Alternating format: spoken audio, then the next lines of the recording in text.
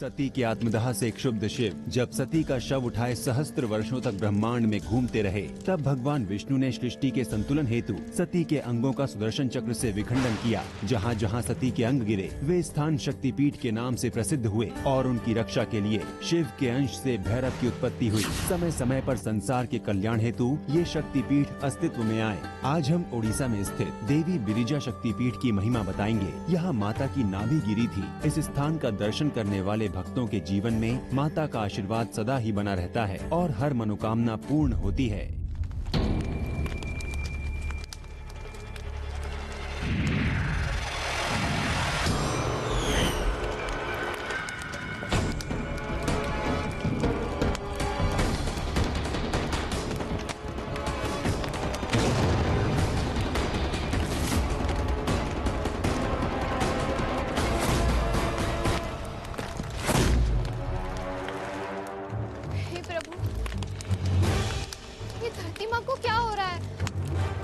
कौन है जो धरती माँ पर अत्याचार कर रहा है? कौन है? कौन हो तुम जो धरती माँ पर अत्याचार कर रहे हो? साहस है तो मुझसे आकर सामना करो। मैं भूदेवी हूँ।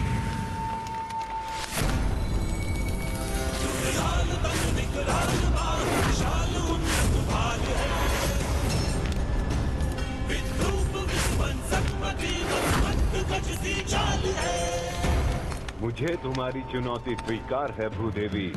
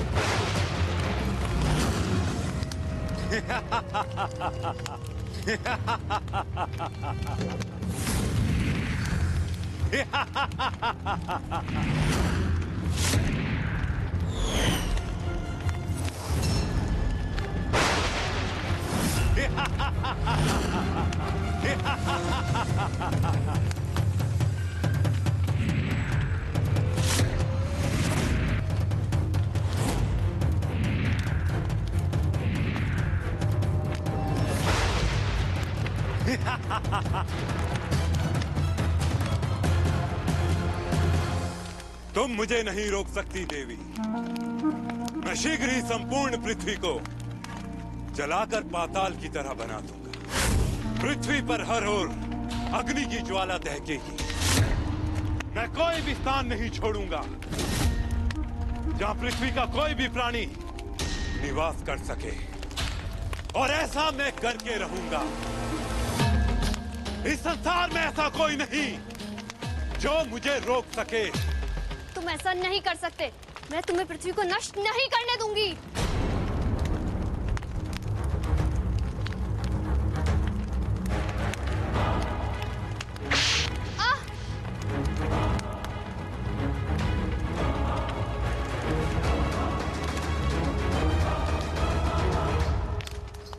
मैंने तुमसे कहा था ना देवी कि तुम मुझे नहीं रोक सकती।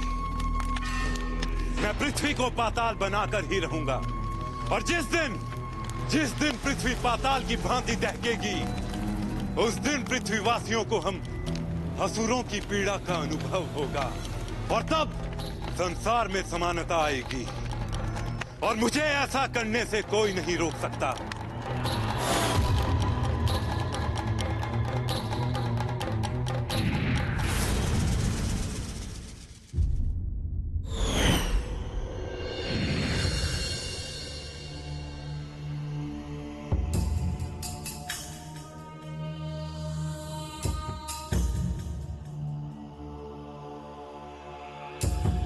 आप पर तो घातक विष का प्रभाव हुआ है देवी, और ये विष पृथ्वी लोक का नहीं लगता।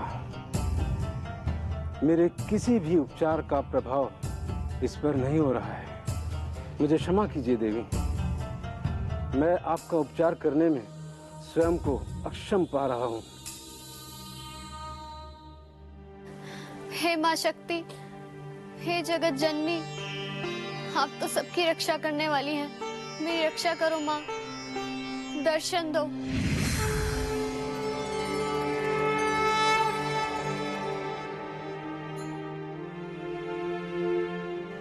ये आपको क्या हुआ भूदेवी?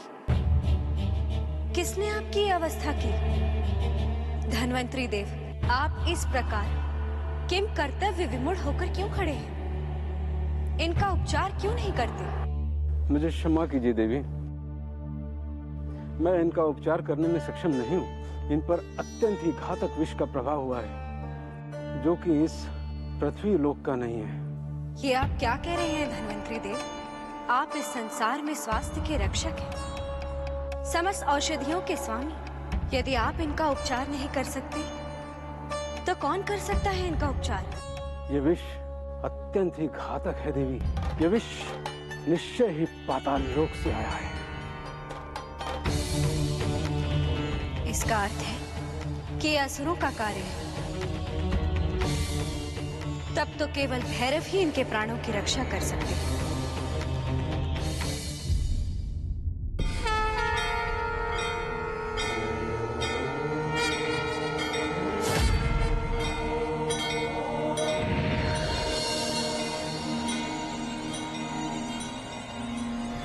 संघार भैरव, तुम्हें तत्काल ही बिरिजा देवी के शक्तिपीठ पर जाना होगा। अवश्य ही देवी संकट में है।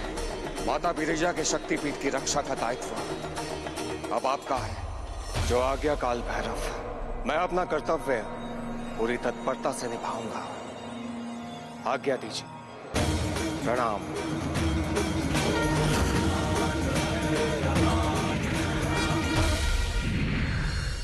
हे बिरिजा शक्तिपीठ की स्वामिनी देवी, संघार भैरव का प्रणाम स्वीकार करें।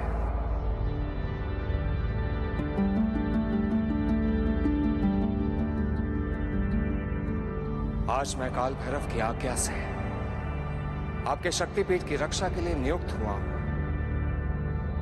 मेरे लिए क्या आदेश है माता? हे संघार भैरव, आपको शीघ्र अतिशीघ्र भूदेवी का उपचार करना होगा। भूदेवी का जीवन पृथ्वी के समृद्धि के लिए अत्यंत आवश्यक है। अवश्य माता, आप निश्चिंत रहिए।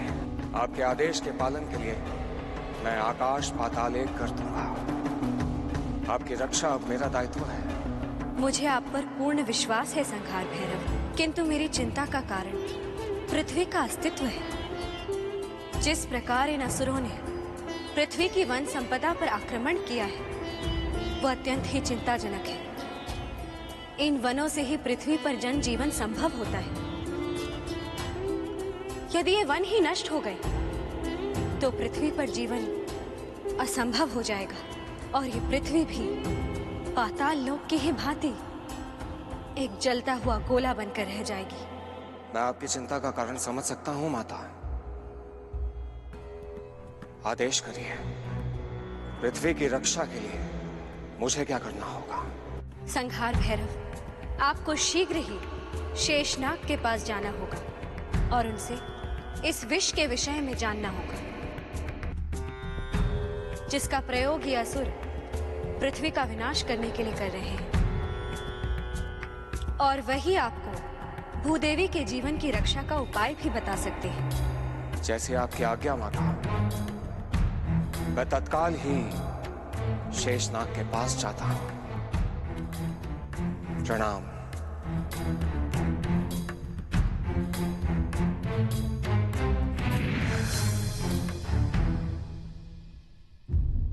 मैंने जैसा सोचा था वैसा ही हो रहा है। हमारी योजना सफलता की ओर बढ़ रही है। एक भैरव ही था जो हमारे मार्ग की बाधा बन रहा था। शक्तिपीठ से उसे दूर भेजकर हमने अपना मार्ग प्रशस्त कर लिया। अब हमें रोकने वाला कोई नहीं बकासुर। शक्तिपीठ पर आक्रमण की तैयारी करो। किंतु गुरुदेव, आप शक्तिपीठ पर आक्रमण क्यों करना चाहते हैं? और शक्तिपीठ को नष्ट करके हमें क्या प्राप्त होगा? क्या तुमने देखा नहीं? पृथ्वी पर वन और वनस्पति नष्ट करने के उपरांत भी वो पुनः हरे भरे हो रहे हैं। हाँ गुरुदेव, मैं तो स्वयं चकित था कि इतने शीघ्र पृथ्वी पर पुनः हरियाली कैसे हो सकती है। इसका कारण वो शक्तिपीठ है। शक्तिपीठ पर स्थित शमी का वृक्ष ही संपूर्ण जगत के वन और वनस्पतियों के जीवन का रक्षक है, और जब तक वो वृक्ष रहेगा हम पृथ्वी को वनस्पति विहीन नहीं कर पाएंगे। इसलिए हमारा लक्ष्य है उस वृक्ष का विनाश। उसके नष्ट होते ही पृथ्वी पाताल लोक की भांति दहकने लगेगी। अब जाओ और जाकर कालकुंड से जगत विनाशक कालकूट विष लेकर आओ और शक्तिपीठ पर आक्रमण की तैयारी करो जैसे हमने योजना की है। जो आज्ञा गुरुदेव। कालकुंड सबका काल है, उसके विष से कोई नहीं बच सकता।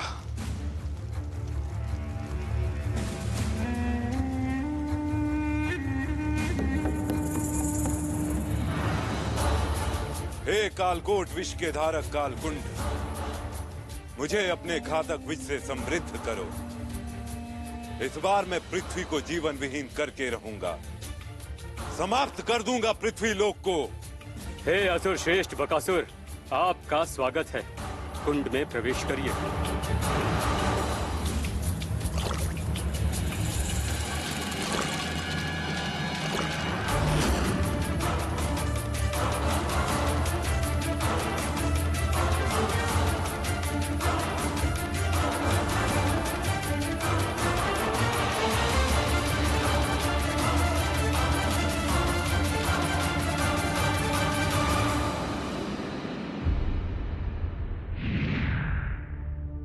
हे जगत के पालन को धारण करने वाले शेष नाग, हे नाग श्रेष्ठ, संहार भैरव का प्रणाम स्वीकार करें।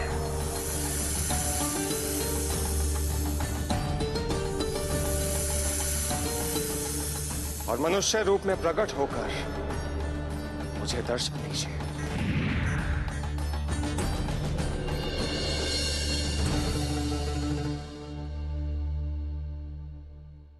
कहिए भैरवनाथ, मुझे आवाहन करने का क्या कारण है? हे नाग श्रेष्ठ, पृथ्वी पर बहुत बड़ा संकट आया हुआ है। असुरों ने विष का प्रयोग करके समस्त पृथ्वी की वन संपदा को नष्ट करने का प्रयास किया है। ये देखिए।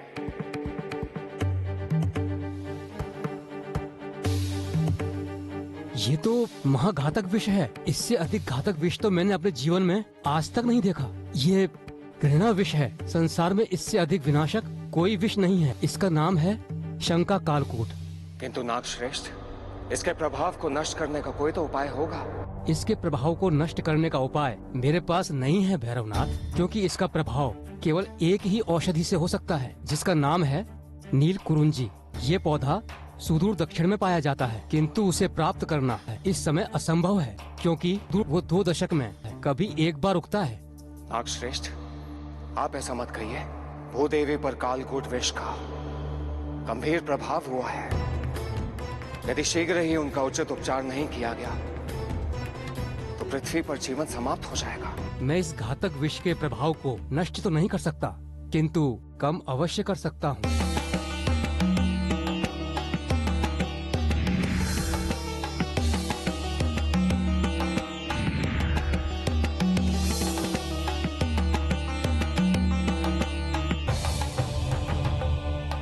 मेरा ये विष शंका के कालकूट विष को भूदेवी के शरीर में और अधिक फैलने से रोक देगा।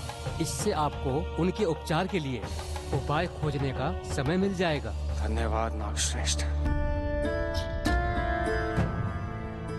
यदि शीघ्र इनका उपचार नहीं किया गया तो इनका जीवन बचाना असंभव हो जाएगा। किंतु आपके अतिरिक्त ये कार्य और कौन कर सकता है धन्वंतरी देव? ये मेरे बस के बाहर की बात है। ये विष अत्यंत घातक है।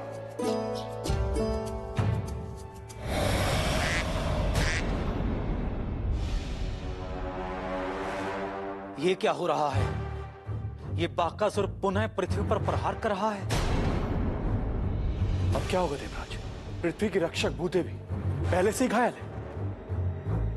ऐसे में पृथ्वी की रक्षा कौन करेगा?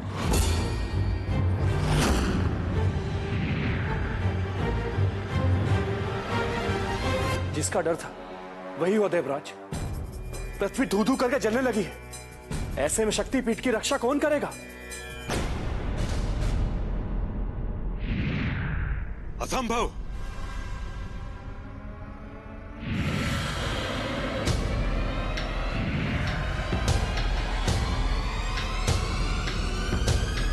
ये नहीं हो सकता। कालकोट विष से कोई नहीं बच सकता। निश्चय ही कोई कवच शक्तिपीठ की रक्षा कर रहा है। देखा वरुण देव, आप यूं ही चिंतित हो रहे थे। संहार भैरव को अपना कर्तव्य भली भांति स्मरण था। वो शक्तिपीठ की रक्षा के लिए कवच बनाकर गए थे और इस कवच को कोई भी शक्ति नहीं बेच सकती।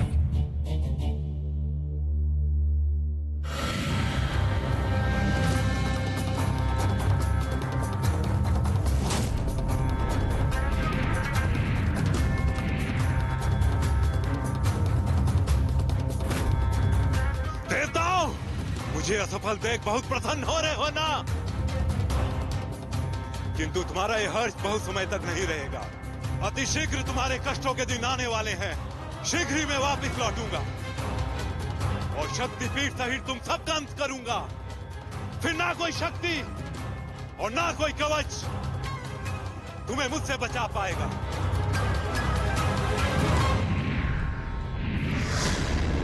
असंभव, असंभव।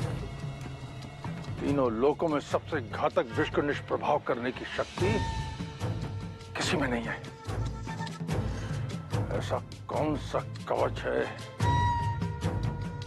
जो कालकूट विष के प्रभाव को झेल सकता है? हमें उस कवच के तोड़ को खोजना ही होगा।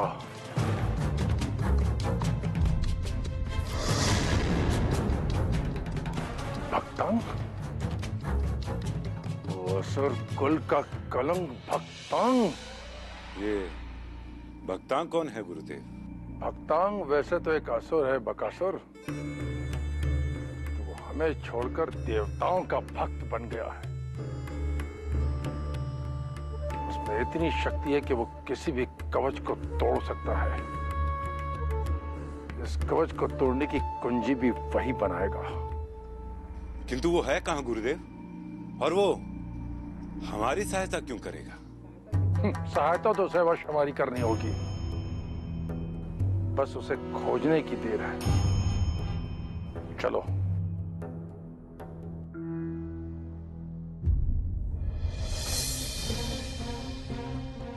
ये लीजिए धन्वंतरी देव, ये शेषनाग का विष है। ये कालकूट विष को भूदेवी के शरीर में फैलने से रोकेगा, किंतु ये पूर्ण उपचार नहीं है।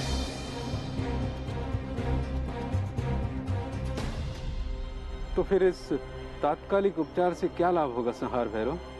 भूदेवी के प्राणों की रक्षा के लिए इनका संपूर्ण उपचार करना अति आवश्यक है। मैं जानता हूं धन्वंतरी देव, किंतु इस विष के प्रभाव को पूर्ण रूप से समाप्त करने का केवल एक ही उपाय है, नील कुरुंजी। केवल इसी औषधि से भूदेवी का पूर्ण उपचार किया जा सकता है। तो फिर आप नील कुरुंजी क्यों नहीं ले आए संहार भैरव? उसे पाना इतना सरल नहीं है धन्वंतरी देव। वो पौधा सुदूर दक्षिण दिशा में पाया जाता है और 2 दशक में केवल एक बार उगता है। यह उसके उत्पन्न होने की ऋतु नहीं है धन्वंतरी देव। ओह, तब तो भूदेवी के प्राणों की रक्षा करना असंभव प्रतीत होता है। नहीं धन्वंतरी देव, आप शेषनाग के विष से कालकूट विष को फैलने से रोक सकते हैं। इससे हमें पूर्ण उपचार खोजने का समय मिल जाएगा। आप ठीक कहते हैं संहार भैरव। मैं शीघ्र ही शेषनाग के विष का प्रयोग कर कालकूट को फैलने से रोकता हूँ।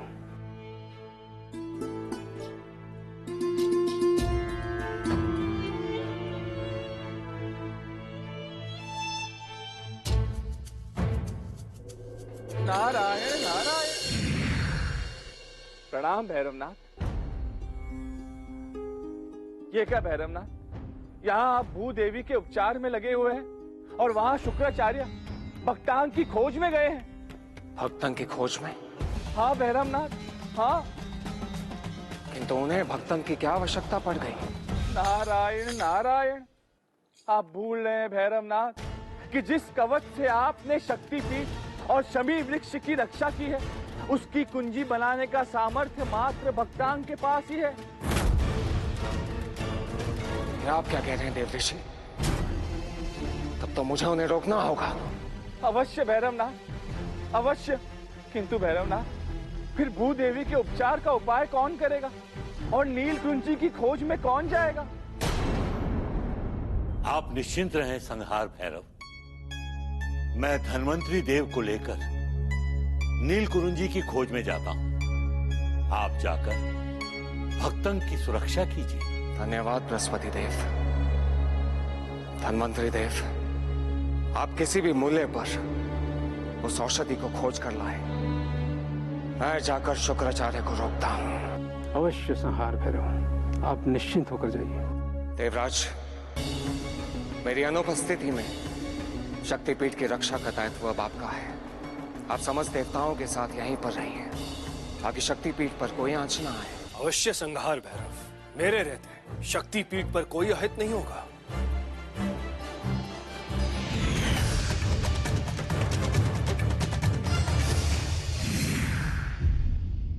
यही है वो गुफा जहां भक्तांग है।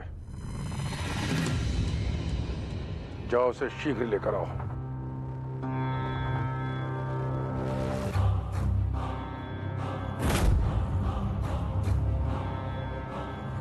यहां तो कोई भी नहीं।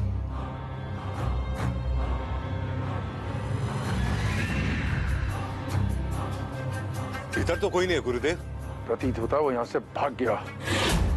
चलो उसे खोजते हैं।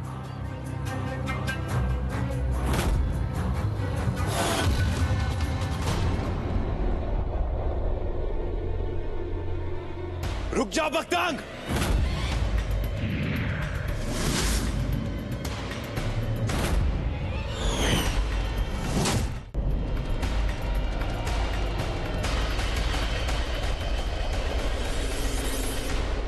अपने गुरु से कहां भाग रहे हो भक्तांग? हमें तुमसे थोड़ी सी सहायता ही तो चाहिए। मैं आपके विध्वंसक षड्यंत्रों में कोई सहायता नहीं करूंगा। मेरी शक्तियां धार्मिक कार्यों के लिए नहीं है। धर्म और धर्म का निर्णय तो हमें भविष्य पर छोड़ देना चाहिए भक्तांग, क्योंकि इतिहास में असुरों के साथ बहुत अन्याय हुआ है। फिर भी उसे धर्म कहा गया। जानते हो क्यों? क्योंकि इतिहास उन्हीं के अनुसार लिखा जाता है जिनके पास शक्ति होती है। अतः शक्ति अब किसके पास होगी, यह तो समय निर्णय करेगा।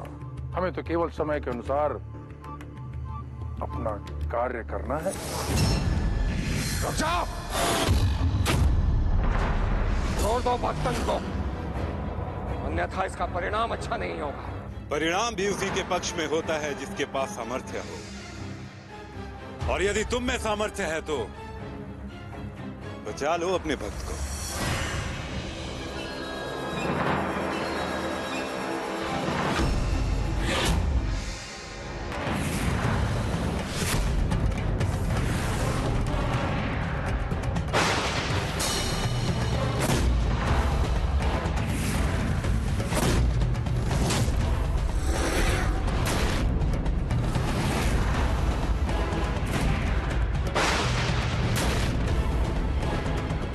अब मैं तुम्हें नहीं छोड़ूंगा भैरव।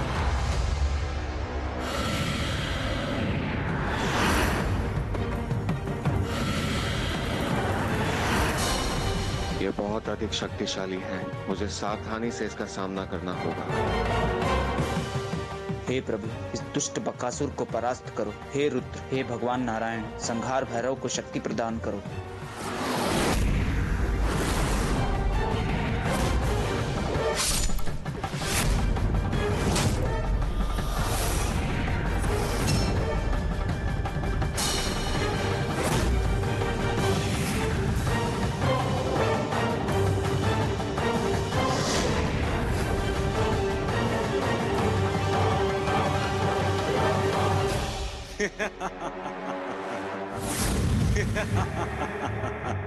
मुझे कोई नहीं मार सकता, कोई भी नहीं।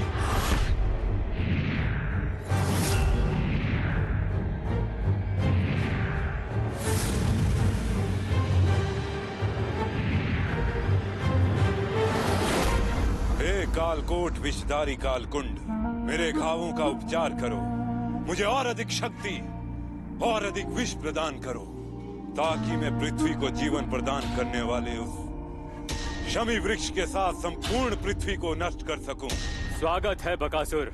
मेरी शक्तियों से परिपूर्ण होने के लिए इस कुंड में प्रवेश करो।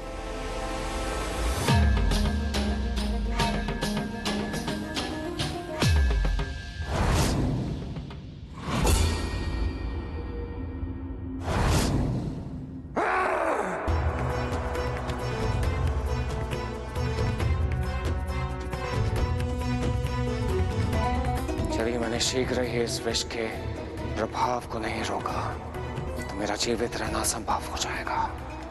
नहीं, मेरा जीवन शक्तिपीठ की रक्षा को समर्पित है। मुझे जीवित रहना होगा। भूदेवी का स्वास्थ्य तो बिगड़ता ही जा रहा है देवराज। हाँ वरुण देव, किंतु हम कुछ भी करने में असमर्थ हैं। हमें देवंत्री की प्रतीक्षा करनी ही होगी। आप उचित कह रहे हैं देवराज, किंतु इस समय ना तो भूदेवी ही पृथ्वी की रक्षा करने में समर्थ है और ना हम। तो क्या हम शक्तिपीठ की रक्षा अधिक समय तक कर पाएंगे? हाँ वरुण देव, किंतु शक्तिपीठ की रक्षा केवल संहार भैरव ही कर सकते हैं। वो जिस प्रकार यहाँ से गए हैं उसी प्रकार आते भी होंगे। देवराज, शुक्राचार्य और बकासुर ने भक्तन को बंदी बना लिया है। वो उसे कठोर यातना देकर उससे शक्तिपीठ के कवच का तोड़ अवश्य निकाल लेंगे। आपको तैयार रहना होगा। हम पूर्णतः तत्पर हैं संहार भैरव, किंतु ये बात चिंता की है। हाँ देवराज, परंतु उससे भी अधिक चिंता की बात यह है कि बकासुर अपराजय है। मेरे समस्त प्रयासों के पश्चात भी मैं उसका अंत नहीं कर पाया। ये तो अत्यंत ही चिंता का विषय है संहार भैरव। कालकूट विष का हमारे पास कोई तोड़ नहीं, जबकि शुक्राचार्य ने शक्तिपीठ की सुरक्षा कवच का तोड़ निकालने के लिए भक्तंग को बंदी बना लिया है। और आप कह रहे हैं कि बकासुर अपराजय है, अमर है। मैं नहीं जानता कि वो अमर है या नहीं, किंतु मैं उसके वक्ष में त्रिशूल घोंप कर भी उसका वध नहीं कर पाया। इसका अर्थ है कि उसकी मृत्यु साधारण ढंग से नहीं होने वाली। हमें उसकी मृत्यु का कोई उपाय ढूंढना होगा, अन्यथा संसार का विनाश निश्चित है। किंतु कैसे देवराज? स्वयं रुद्र अवतार संहार भैरव उसे मारने में अक्षम है। हमें ब्रह्मदेव की सहायता लेनी होगी। आप ठीक कह रहे हैं देवराज। हे परम पिता, आपकी सृष्टि संकट में है। दर्शन दीजिए ब्रह्मदेव, सृष्टि की रक्षा कीजिए। संहार भैरव का प्रणाम स्वीकार करें ब्रह्मदेव। कहिए संहार भैरव, किस प्रयोजन से आना हो और आप सब देवता इतने चिंतित क्यों लग रहे हैं? आप सर्वज्ञानी हैं परमपिता। उस दुष्ट बकासुर के कारण आपकी सृष्टि संकट में, स्वयं संहार भैरव भी उसका अंत करने में असमर्थ है। हम आपसे उसकी मृत्यु का रहस्य जानना चाहते हैं ब्रह्मदेव। बकासुर कोई साधारण असुर नहीं है। वे पक्षी और असुर के सम्मिश्रण से निर्मित एक ऐसा असुर है जिसका अंत मात्र वही कर सकता है जो आधा मनुष्य और आधा पशु हो। अतः आपको किसी अर्ध मनुष्य की खोज करनी होगी। अर्ध मनुष्य? हमें उसे खोजना होगा। उसके अतिरिक्त पृथ्वी की रक्षा करने का और कोई उपाय नहीं। हमारे पास अधिक समय नहीं है देवराज। विष के प्रभाव को समाप्त करने वाली औषधि के अभाव में हम अधिक समय तक भूदेवी को जीवित नहीं रख पाएंगे। और भूदेवी के अंत का अर्थ है संपूर्ण पृथ्वी का विनाश। आप उचित कह रहे हैं संहार भैरव। हम यहाँ बकासुर की मृत्यु का उपाय ढूंढ रहे हैं और वहां शुक्राचार्य भक्तंग से कवच का तोड़ निकालने का प्रयास कर रहे होंगे। हमारे पास केवल उतना ही समय है जब तक भक्तंग उनके अत्याचार सहन कर सकता है। अर्थात मुझे शीघ्र ही अर्ध मानुष की खोज में जाना होगा।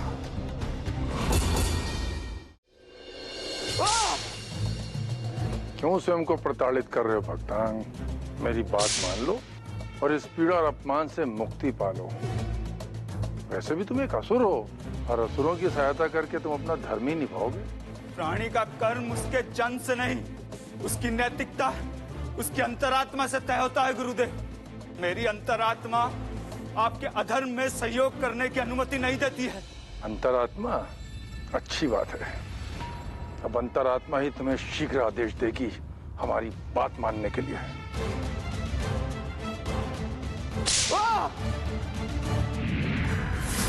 गुरुदेव, बृहस्पति और धनवंतरी कालकूट विष का उपचार ढूंढने दक्षिण की ओर जा रहे हैं। बड़े भोले हैं देवता, उन्हें वो औषधि कभी प्राप्त नहीं होगी। दशकों में उगने वाली वो औषधि तो क्या, उन्हें दूर दूर तक वहां एक हरा पौधा तक नहीं दिखाई देगा।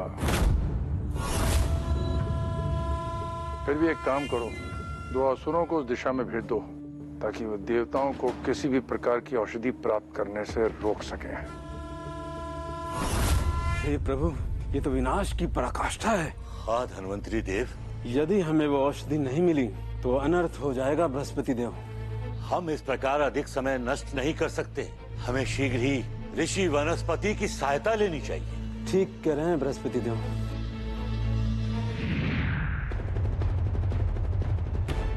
ऋषिवर, इस संसार पर बहुत गंभीर संकट आया हुआ है। संसार का संकट दूर करने के लिए आपको नील कुरुंजी पुष्प लाने में हमारी सहायता करनी होगी। मैं आपसे क्षमा चाहता हूँ देवगण। ये पुष्प अत्यंत दुर्लभ है। यदि आप फिर भी चाहें तो आप पहाड़ी की दक्षिण दिशा में जाकर खोज सकते हैं। हमारे पास और कोई उपाय भी नहीं है ऋषिवर, आप हमारा मार्गदर्शन करें। मैं आपकी बात से सहमत हूँ देवगण, परंतु आपको वो औषधि नीलगिरी पर्वत की तलहटी में प्राप्त होने की संभावना है। आपका बहुत बहुत धन्यवाद वनस्पति देव। माता, अब शक्तिपीठ पर कभी भी आक्रमण हो सकता है। शुक्राचार्य ने भक्तन को बंदी बना लिया है। वो कभी भी उससे कवच का तोड़ जान सकते हैं। उधर भूदेवी की जीवन रक्षा की औषधि अभी तक नहीं मिल पाई है। देवता अभी भी उसे खोज रहे हैं। माता, हमारे पास अधिक समय नहीं है।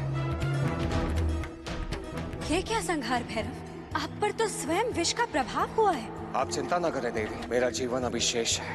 मैं अपनी अंतिम सांस तक शक्तिपीठ की रक्षा करूंगा। किंतु शंका का विष अत्यंत भयंकर है संहार भैरव। शंका उसी वासुकी नाग परिवार का है जिसे शिव अपनी ग्रीवा पर धारण करते हैं। किंतु शंका की अधर्मी प्रवृत्ति के कारण देवताओं ने उसे नाकार दिया। उसी कारणवश शंका ने प्रकृति का नाश करना प्रारंभ कर दिया है। और एक दिन जब देवी पार्वती स्नान के उपरांत वस्त्र बदल रही थी, शंका ने उनके सामने विवाह का प्रस्ताव रख दिया। तुम मनुष्यों और देवताओं के साथ रहने के योग्य नहीं हो। मैं तुम्हें श्राप देती हूँ कि तुम्हें कभी भी पृथ्वी लोक या देवलोक में स्थान नहीं मिलेगा और तुम देवलोक से गिरकर पाताल लोक को जाओगे, जहाँ तुम एक कलंकित अधम सर्प के रूप में जाने जाओगे। नहीं!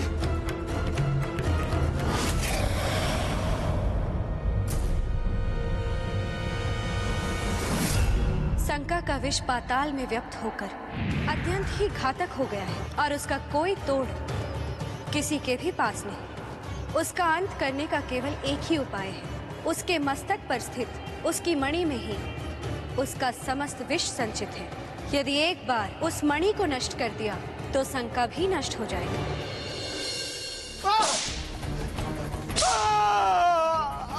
मूर्खता मत करो भक्तांग। यदि तुमने हमारी योजना में सहायता नहीं की तो तुम्हें वो कष्ट होगा जिसकी तुमने कल्पना भी नहीं की होगी। मैं स्वयं को कष्ट से बचाने के लिए पूरे संसार को कष्ट में नहीं डालूंगा बकासुर।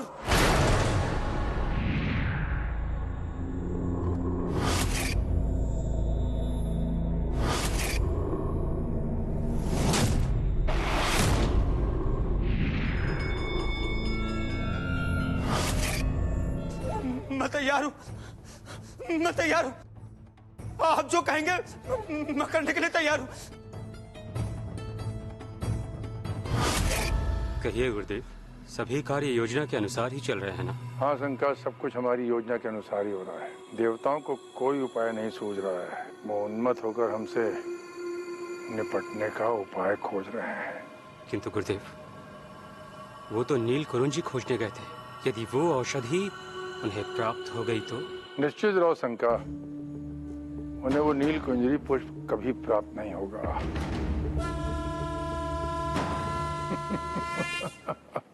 यहाँ तो कोई पुष्प नहीं दिखाई दे रहा है बृहस्पति देव।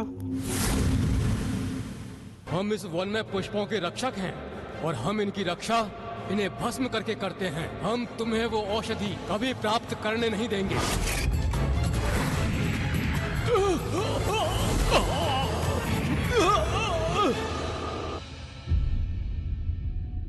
स्मरण रहे भक्तांग, यदि हमसे छल करने का प्रयास किया तो जो शंका ने तुम्हारे कान में कहा है वो सत्य हो जाएगा। नहीं नहीं, ऐसा नहीं करना, मुझे क्षमा कर दो। मैं कवच का तोड़ बना कर दूंगा। आप जो कहेंगे मैं करूंगा, किंतु शंका को मुझसे दूर रखना।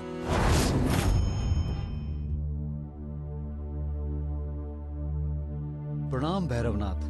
हे सुग्रीव, संसार इस समय गंभीर संकट में है। बकासुर ने समस्त पृथ्वी की वनस्पति को जलाकर राख कर दिया है। यदि उसे नहीं मारा गया तो वो पृथ्वी को पाताल लोक में परिवर्तित कर देगा। किंतु मैं इसमें आपकी क्या सहायता कर सकता हूँ? आप तो स्वयं रुद्र का अवतार हैं। मैं तो संपूर्ण मनुष्य भी नहीं। यही तो आपकी विशेषता है सुग्रीव। बकासुर का अंत मैं नहीं कर सकता। उसका अंत केवल वही कर सकता है जो आधा मनुष्य है और आधा पशु। इसलिए मैं आपके पास आया हूँ। मुझे क्षमा करें भैरवनाथ, बकासुर की मृत्यु कैसे होगी इसका ज्ञान मुझे नहीं है और ना ही नियति ने मुझे इस कार्य के लिए नियुक्त किया है। किंतु एक प्राणी है जो इस कार्य को करने के लिए सक्षम है। वो कौन है सुग्रीव? मकरध्वज। धन्यवाद सुग्रीव। हे माता, यदि मैं अपना कर्तव्य नहीं निभा पाया तो पृथ्वी लोक का अंत हो जाएगा। असुरों, जाओ और जाकर बकासुर से युद्ध के लिए तैयार रहने को कहो। अब मैं देवताओं को धूल चटाने के लिए और अधिक प्रतीक्षा नहीं करना चाहता। जाओ, हम शीघ्र आक्रमण करेंगे। शंका, मुझे अपना घातक से घातक विष दो ताकि इस विष से कोई न बच सके और यह हमारा अंतिम प्रहार सिद्ध हो। जिस प्रकार देवताओं ने हमें पाताल की अग्नि में जीने को विवश किया, उसी प्रकार हम उनकी प्रिय पृथ्वी को पाताल में बदल देंगे। धन्यवाद शंका, तुम असुरों के सच्चे मित्र हो। और अब मैं तुम्हारे और अपने शत्रु देवताओं को समूल नष्ट कर दूंगा, जिसमें सबसे पहला स्थान होगा संहार भैरव का।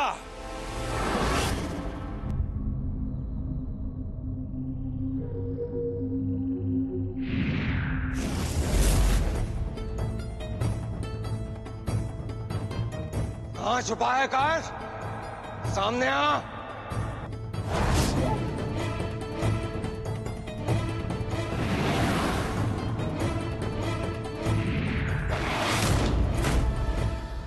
क्या हुआ संहार भैरव? मति भ्रम हो गया क्या? तुम मेरा संहार कभी नहीं कर पाओगे।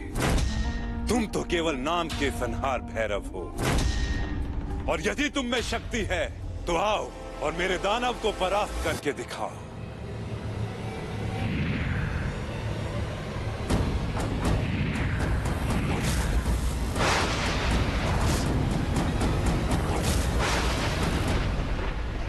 अत्यंत शक्तिशाली है। मेरा इस पे विजय पाना असंभव है। देवताओं, आक्रमण कभी भी हो सकता है। हमें सतर्क रहना होगा।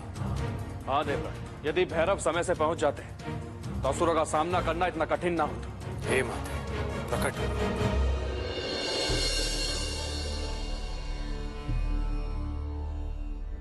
हे देवी बिरिजा, हम हर प्रकार से इस स्थिति को टालने में असफल रहे। अब हमें भीषण युद्ध के लिए तैयार रहना चाहिए। यही तो समय का चक्र है इंद्रदेव। समय अपनी गति से चलता है और हमें अपना कर्तव्य निभाने के लिए तत्पर रहना चाहिए।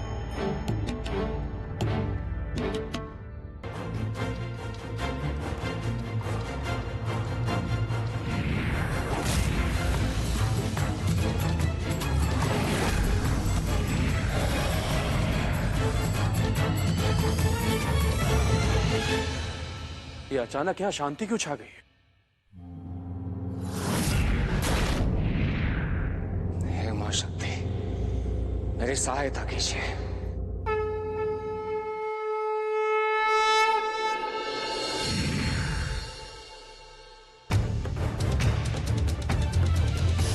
आओ दुष्ट दानव, संहार भैरव तुम्हारा संहार करने के लिए तत्पर है।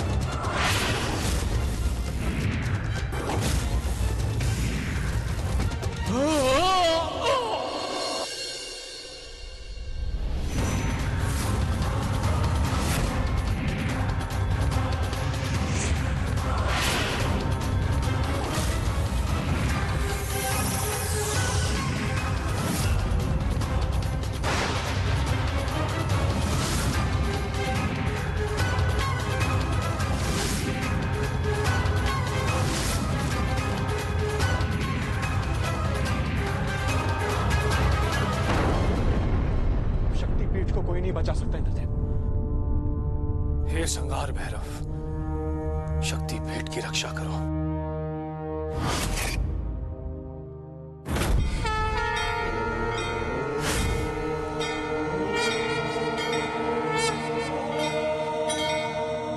कालकोट विष पाकर तुम ये मत समझना कि तुम शक्तिपीठ को नष्ट कर दोगे।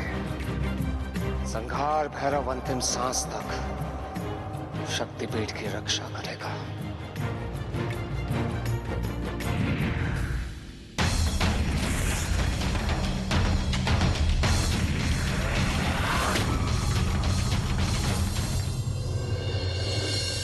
हे परम पिता ब्रह्मा, हमें दृश्य देखना ही रह गया था।